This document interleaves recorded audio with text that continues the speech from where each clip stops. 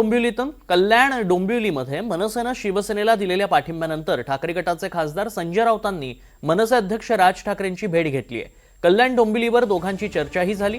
दरम्यान काटच्या राजकारणात नीतिमत्ता ओंडक्यासारखी वाहून जाऊ नये असं राऊत म्हणाले। आमची भूमिका शिंदेंच्या बाबतीत कठोर आहे असंही ते म्हणाले। तर दुसरीकडे भाजप आणि शिंदे मिळून महापौर बनवू शकत होते, इतरांना घेण्याची गरजच नव्हती असं म्हणत राऊत यांनी निशाणा साधलाय।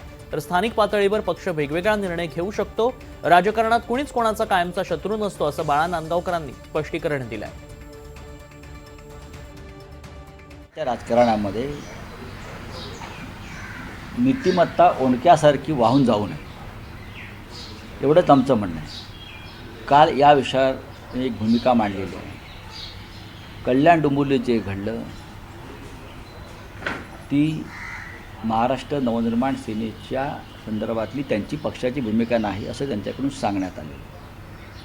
स्वतः महाराष्ट्र नवनिर्माण सेनेचे प्रमुख राज ठाकरे ह्यांनासुद्धा ती भूमिका मान्य नाही, ती पक्षाची भूमिका नाही, हे त्यांच्याशी चर्चा झाल्यावरती आमच्या लक्षात आलेलं आहे। मला असं वाटतं संजय राऊत साहेब आणि राज ठाकरे साहेबांची आत्ताच मीटिंग झालेली आहे। त्या मीटिंगमध्ये काय झालं त्याची मला कल्पना नाही, कारण मी गेल्यानंतर मला कळेल, पण तशा प्रकारचं कुठे झालेलं काही विचारलं नाही का अशा प्रकारे निर्णय? पहिली गोष्ट एक लक्षात घ्या, स्थानिक पातळीवरती आम्ही तशा प्रकारचे प्रत्येक पक्ष स्थानिक पातळीवरती आपापल्या युत्या आघाड्या करायचा निर्णय घेत असतो।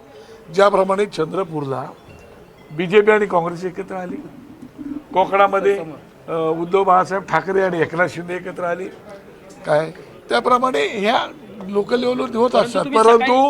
परंतु साहेबांना मला वाटत नाही माहिती असावी याची, त्यामुळे ते साहेब त्याच्यावरती बोलू शकतात।